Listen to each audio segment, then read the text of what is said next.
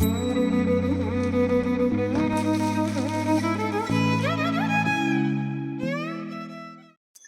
Friends, எல்லோரும் எப்படி இருக்கீங்க? எல்லோரும் ரொம்ப நல்லா இருக்கீங்கன்னு நம்புகிறேன். And welcome back to spices with smiles. Homemakers எல்லாத்துக்குமே வீடு க்ளீனாக இருந்தால் அது எவ்வளோ ஒரு சந்தோஷமான ஒரு ஃபீலிங்கை தரும் அப்படிங்கிறத சொல்லவே தேவையில்லை. இந்த வீடியோவில் ஒரு 9 ஹேபிட்ஸை நான் லிஸ்ட் அவுட் பண்ணியிருக்கேன். இதை ஃபாலோ பண்ணுறது மூலமாக நம்ம வீட்டை எப்பவுமே க்ளீனாகவே மெயின்டைன் பண்ணலாம். இதுக்கு முன்னாடி நம்ம சேனலில் 17 habits that made me a better home maker அப்படின்னு ஒரு வீடியோ போட்டிருந்தேன். அது மாதிரியான ஒரு வீடியோ தான் இது. அந்த வீடியோ பார்த்துட்டு நிறைய பேர் இந்த மாதிரி வீடியோ அடிக்கடி போடுங்க அப்படின்னு சொல்லியிருந்தீங்க.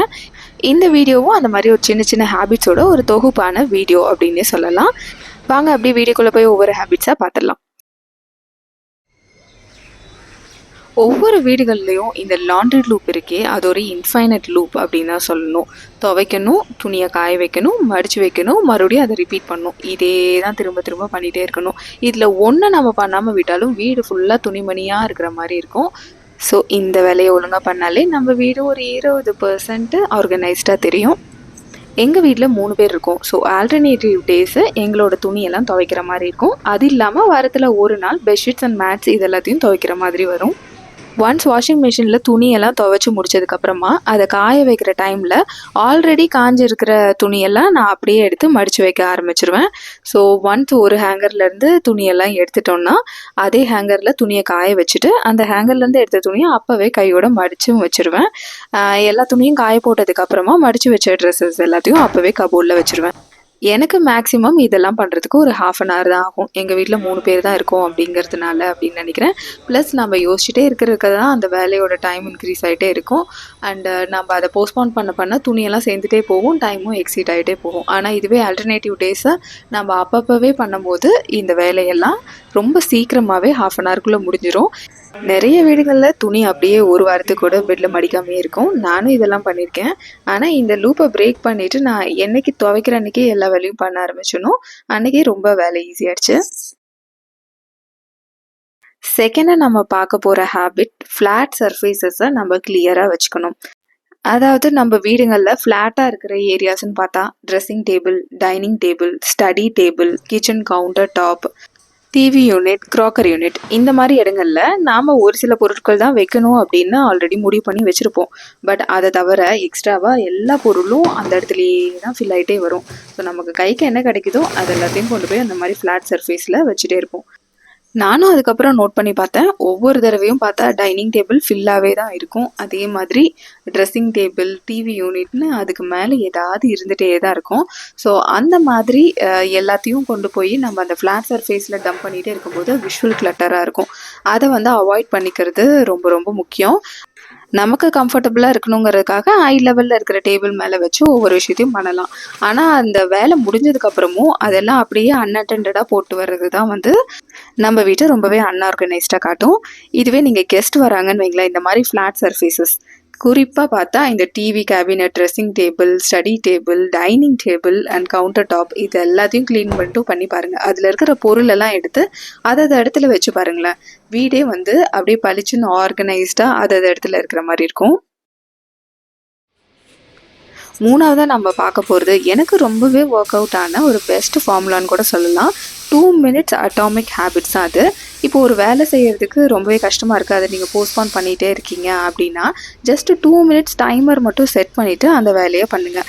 அந்த 2 minutesல உங்களால் எவ்வளோ பண்ண முடியுதோ அவ்வளோ மட்டும் பண்ணாலே போதும்.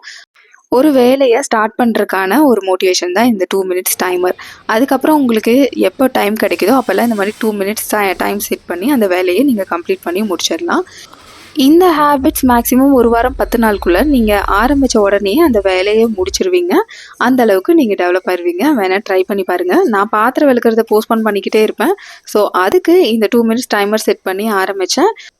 அதுக்கப்புறம் எனக்கு இந்த விஷயம் இவ்வளோதானா அப்படின்னு தோண ஆரம்பிச்சிருச்சு. அண்ட் இப்போல்லாம் அந்த வேலையை நான் போஸ்ட்போன் பண்ணுறதே இல்லை.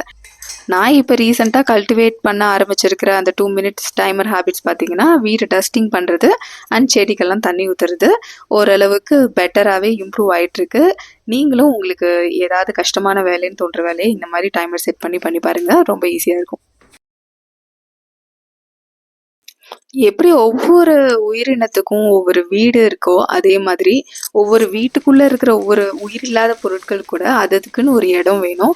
அதுக்குன்னு ஒரு இடத்த நம்ம குடுத்து வைக்கும்போது, ஆட்டோமேட்டிக்கா உங்களோட மைண்டு கிளியர் ஆயிடும். நீங்க ஒரு பொருள எங்க வச்சோன்னு தேடுறதுக்கான அவசியமே இருக்காது. உங்க வீடு உங்க கண்ட்ரோல்ல இருக்கும். பிளாஸ்டிக் கவர்ஸ்க்குன்னா ஒரு இடம், அண்ட் அழுக்கு துணிங்களுக்குன்னா ஒரு இடம், அந்த அழுக்கு கூட வைக்கிறதுக்கான ஒரு இடம். எங்க வீட்ல இந்த கிச்சன் இந்த ஹூக்ல தான் இருக்கு அப்படின்னு கூட ஒரு இடம் இருக்கு. ஸோ எந்த ஒரு கன்ஃப்யூஷனுமே தேவையில்ல. கிச்சன்ஸ் கண்டிப்பா இங்க தான் இருக்கும் அப்படின்னு அடிச்சு சொல்லலாம். சின்ன சின்ன பொருள்கள் கூட அதோட இடம் இருக்கு. லைக் பால் கவரு அண்ட் ஐடி கார்டு வைக்கிற இடம், இந்த மாதிரி. வீட்டை லைவ்லியாக காட்ட ஒரு சில டெக்கர் பீசஸ் வச்சுக்கலாம். ஆனால் இதுவே நிறைய ஆக ஆக அதோட மெயின்டெனன்ஸும் ஜாஸ்தியாகும். ஒன்ஸ் அதை மெயின்டைன் பண்ணாமல் விட்டோம்னா அதில் டஸ்ட் அப்பி அதுவே வீட்டை வந்து ரொம்ப டர்ட்டியாக காட்டும். ஸோ நீங்கள் டெக்கர் பீசஸ் எல்லாம் வாங்குறோம்னு நினைக்கிறீங்கன்னா அதை உங்களால் மெயின்டைன் பண்ண முடியுமான்னு பார்த்துட்டு அந்த இடத்துக்கு அது கரெக்டாக இருக்குமான்னு செக் பண்ணிவிட்டு அதுக்கப்புறம் வாங்குங்க. இது ஒரு magical habit. Last 10 minutes of the டேவை நீங்கள் வீட்டை வந்து ரீசெட் பண்ணுற மாதிரி வச்சுக்கணும். நாம் எப்படி end of the day rest எடுக்க போகிறோமோ அதே மாதிரி வீட்டில் இருக்கிற பொருட்கள் எல்லாத்தையும் வந்து கரெக்டாக அதோட ரெஸ்ட் பொசிஷனில் இருக்கா அப்படின்னு செக் பண்ணிக்கணும். நீங்கள் வைஃபை ஆன் பண்ணியிருந்தீங்கன்னா ஆஃப் பண்ணணும், டிவி ஆஃப் பண்ணணும், ஃபவுண்டைன் ஏதாவது வச்சுருந்தீங்கன்னா அது ஓடுதா அதுன்னு செக் பண்ணி ஆஃப் பண்ணிடணும். நான் எங்கள் வீட்டில் கடைசியாக எப்பவும் கிச்சன் கவுண்டர் டாப்பையும் டைனிங் டேபிளையும் செக் பண்ணிடுவேன். ஏதாவது பொருள் ஃப்ரிட்ஜில் வைக்க வேண்டியது இருந்ததுன்னா அதெல்லாம் எடுத்து வச்சுருவேன். அண்ட் இது வந்து பொருள் ஸ்பாயில் ஆகிறது தடுக்கும். அதே மாதிரி சோஃபா மேலே ஏதாவது சிந்தி இருக்கான்னு பார்த்துப்பேன். ஏன்னா ஏதாவது ஸ்நாக்ஸ் அங்கே உட்காந்து சாப்பிட்டுட்டு அப்படியே விட்டுட்டு போயிருந்தாலும் அடுத்த நாள் காலையில் ஃபுல்லாக எறும்பு வந்துடும். அதை அவாய்ட் பண்ணுறது தான் இந்த ரீசெட். ஜப்பான்லலாம் 43 டைப் ஆஃப் டஸ்ட்பின்னை ஒவ்வொரு வீட்லேயும் வச்சுருப்பாங்களாம். ஸோ 43 அவங்கவுங்க போடுற டஸ்ட்டை வந்து செக்ரிகேட் பண்ணி அதுக்கப்புறம் தான் டஸ்ட்பினில் போடுவாங்களாம். ஸோ இந்த மாதிரி நான் கேள்விப்பட்டேன். பட் நம்ம ஊருங்களில் 2 தான் சொல்கிறாங்க, ட்ரை பின்னு வெட் பின்னு. இந்த மாதிரி டீகம்போஸ் ஆகிற பொருட்கள் எல்லாம் ஒரு பின்னுலையும், டீகம்போஸ் ஆகாத இந்த பிளாஸ்டிக் அண்ட் ட்ரை வேஸ்டெல்லாம் இன்னொரு கவர்லேயும் போடணும் அப்படின்னு சொல்கிறாங்க. ஸோ அதை மட்டும் ஃபாலோ பண்ணாலே ரொம்பவே நம்ம எக்கோசிஸ்டமை நம்ம வந்து பாதுகாக்கலாம். நான் இந்த மாதிரி எங்காவது ஷாப்பிங் போகிறப்ப கிடைக்கிற பேக்ஸில் வந்து ட்ரை கவர்ஸ் எல்லாம் போடுறதுக்கு வச்சுப்பேன். இதனால் பின் வந்து ரொம்ப அழுக்காகாது. ப்ளஸ் குப்பை எடுத்துகிட்டு போகிறவங்களுக்கும் ஈஸியாக இருக்கும். இதை தவிர எங்கள் வீட்டில் கிச்சனில் சிங்க்கு கிட்ட ஒரு பின் இருக்கும், ட்ரெஸ்ஸிங் டேபிளில் ஒரு சின்ன பின் இருக்கும், அதே மாதிரி ஸ்டடி டேபிள்லேயும் ஒரு பின் இருக்கும். ஏன்னா இந்த இடத்துல எல்லாம் அடிக்கடி நம்ம வந்து ஏதாவது ஒன்று கிளியர் பண்ணிக்கிட்டே இருக்கிற மாதிரி இருக்கும். ஸோ டக்குன்னு அதை பக்கத்தில் இருக்க பின்னில் போட்டுட்டு நம்ம கிளியர் பண்ணும்போது சிங்கில் போய் எதுவும் அடைக்காது அண்ட் வாட்டர் ஃப்ளோவும் ஈஸியாக இருக்கும். கிச்சனில் சிங்க்கு கிட்ட இருக்கிற பின்னு ஒரு நாளைக்கு 2-3 தடவை அது டம்ப் ஆகிட்டே தான் இருக்கும். ஸோ அதை அடிக்கடி கிளியர் பண்ணிடணும். அண்ட் ட்ரெஸ்ஸிங் டேபிள் கிட்ட இருக்கிற பின்னு வாரத்தில் ஒரு தடவை கிளியர் பண்ணுவேன். மோஸ்ட்லி இந்த ஹேர் வேஸ்ட் எல்லாம் தான் அங்கே இருக்கும். கிச்சனில் இந்த சிங்கில் இருக்க பாத்திரங்களும் சேம் இந்த லாண்ட்ரி லூப் மாதிரியே தான், ஒரு இன்ஃபைனட் லூப்பு. பாத்திரம் கழுவணும், அது காஞ்சதுக்கப்புறம் எடுத்து அதோட பிளேஸில் வைக்கணும், மறுபடியும் பாத்திரத்தை கழுவணும். இப்படியே தான் அந்த லூப் போயிட்டே இருக்கும். ஒன்ஸ் நான் பாத்திரம்லாம் ட்ரை ஆயிடுச்சுன்னா அதை எடுத்து வைக்கும்போது அதுக்குன்னு ஒரு மைக்ரோ ஃபைபர் கிளாத் வச்சுருக்கேன். ஸோ அதில் நீட்டாக தொடச்சி நான் அதை வந்து கபோர்ட் ஃபுல்லாக வச்சுருவேன். ஏன்னா இங்கே பெங்களூரில் கிளைமேட் சில்லுன்னே இருக்கும். மோஸ்ட்லி அந்த வாட்டர் டாப்லெட்ஸ் எல்லாம் ப்ராப்பராகலாம் க்ளீன் ஆகாது. அண்ட் கபோர்டுக்குள்ளே அப்படியே வச்சாலும் லைட்டாக துருவேறிடும், அந்த ஸ்மெல் வர ஆரம்பிச்சிடும். அதனால் நல்லா க்ளீனாக ஒரு டவலில் வச்சு தொடச்சிட்டு அதுக்கப்புறம் தான் நான் வந்து கபோர்டுக்குள்ளே வைக்கிறது. கிச்சன் சிங்க்குக்கு இன்னும் நிறைய ரூல்ஸ் இருக்குது. லைக் ஒரு பாத்திரம் மட்டும் வளர்ந்ததுன்னா அதை அப்போவே க்ளீன் பண்ணிடலாம். ஏன்னா அது க்ளீன் பண்ணுறதுக்கு மினிமம் 30 செகண்ட்ஸ் தான் ஆகும். ஸோ அதெல்லாம் வந்து போஸ்ட்போன் பண்ணாமல் அப்போவே பண்ணணும். சாப்பிட்ட பிளேட்டை எங்கள் வீட்டில் எல்லாருமே அவங்களே வாஷ் பண்ணி வச்சுருவோம். 3 பேர் தான், நானே என் ஹஸ்பண்ட் இருப்பாங்க. ஸோ எல்லாருமே சாப்பிட்ட உடனே பிளேட்டை கண்டிப்பாக வாஷ் பண்ணி வச்சிடணும். அதே மாதிரி நைட்டு தூங்க போகிறதுக்கு முன்னாடி கிச்சன் சிங்கை கிளியர் பண்ணிவிட்டு சிங்கையும் நல்லா வாஷ் பண்ணி விட்டுட்டு அதுக்கப்புறம் தான் வந்து தூங்க போகணும். இதெல்லாம் தான் கிச்சன் சிங்கில் நாங்கள் ஃபாலோ பண்ணுற முக்கியமான ரூல்ஸு. கிச்சன் தான் heart of the home. So அது வந்து க்ளீனாக இருக்கணும்னா கண்டிப்பாக கிச்சன் சிங்கை நம்ம ரொம்ப க்ளீனாக மெயின்டைன் பண்ணணும். அதே மாதிரி கிச்சனில் ஒரு வேலை அடுப்பில் நடந்துகிட்ருக்கு, அதுக்கு பெருசாக நம்ம டைம் தேவையில்லை, ஆனாலும் கொஞ்சம் அதுக்கு நடுவில் கேப் கிடைக்கும். அப்படிங்கிற அந்த கேப்லலாம் நான் பாத்திரத்தை க்ளீன் பண்ணி வைக்கிறது, சிங்க் பைப்பெல்லாம் சுத்தம் பண்ணுறது, அதே மாதிரி அந்த சிங்கை க்ளீன் பண்ணுறது, இந்த வேலையெல்லாம் பார்த்துட்ருப்பேன். லைக் தோசை ஊற்றுறப்ப தோசை ரெடி ஆகிறதுக்கு எப்படியும் ஒரு நடுவில் ஒரு 10-30 செகண்ட் ஆகும். அதில் ஒரு 2 பாத்திரத்தை வாஷ் பண்ணி வச்சிடலாம்.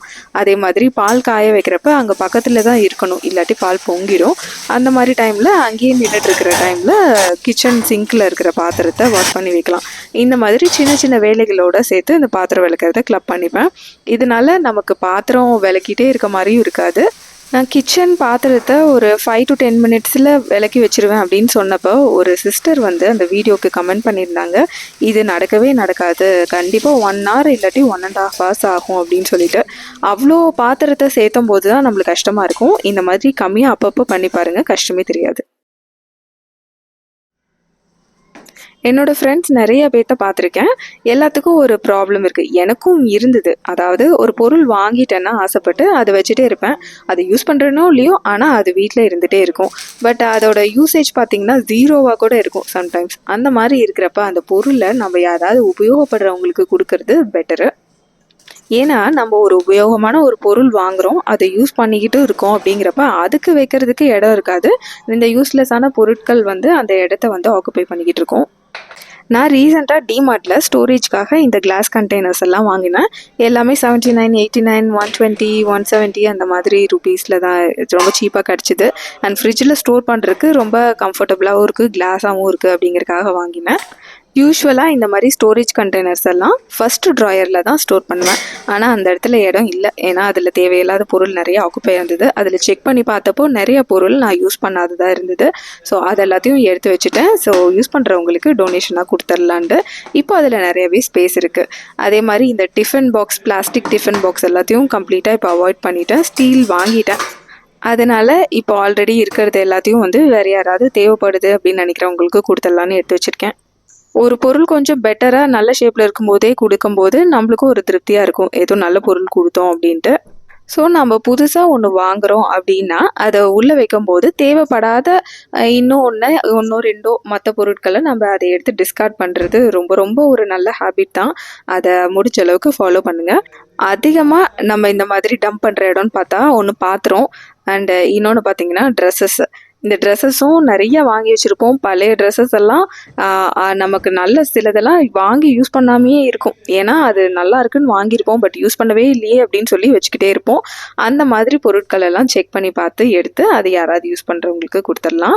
இன்றைக்கி நான் வந்து என்னோடய டிஷர்ட்ஸ் எல்லாம் நிறையா புதுசு வாங்கியிருந்தேன், டாப்ஸ் எல்லாம் வாங்கியிருந்தேன். ஸோ அதெல்லாம் வைக்கும்போது பழைய டிஷர்ட்ஸு இல்லை யூஸ் பண்ணாத டிஷர்ட்ஸ் இந்த மாதிரி ஏதாவது இருக்கா அப்படின்னு செக் பண்ணிக்கிட்டு இருந்தேன். அதை தான் எடுத்து வச்சுக்கிட்டு இருக்கேன். ஸோ நம்ம யூஸ் பண்ணாததை எடுத்துட்டு இந்த கபோர்ட்லேருந்து எடுத்து இன்னொரு பாக்ஸ் இருக்கும், நான் வந்து டொனேஷன் கொடுத்துருவேன். அப்படி இல்லை அது யூஸ் பண்ணவே முடியாது அப்படின்னா அதை கம்ப்ளீட்டாக அப்படியே டிஸ்கார்ட் பண்ணிடுவேன். இன்றைக்கி அந்த டிஷர்ட் ரேக்கை மட்டும் எடுத்ததில் இவ்வளோ டிஷர்ட்ஸ் வந்து இந்த லெஃப்ட் சைடில் இருக்கிறது பார்த்திங்கன்னா பெருசாக யூஸ் பண்ணாதது. ஸோ அதெல்லாம் எடுத்து வச்சுருக்கேன். மற்றது எல்லாத்தையும் க்ளீனாக மடித்து நான் வந்து உள்ள கபோர்டில் வச்சுட்டேன். இப்போ பார்த்தா இன்னும் எக்கச்சக்கமான ஸ்பேஸ் இருக்குது.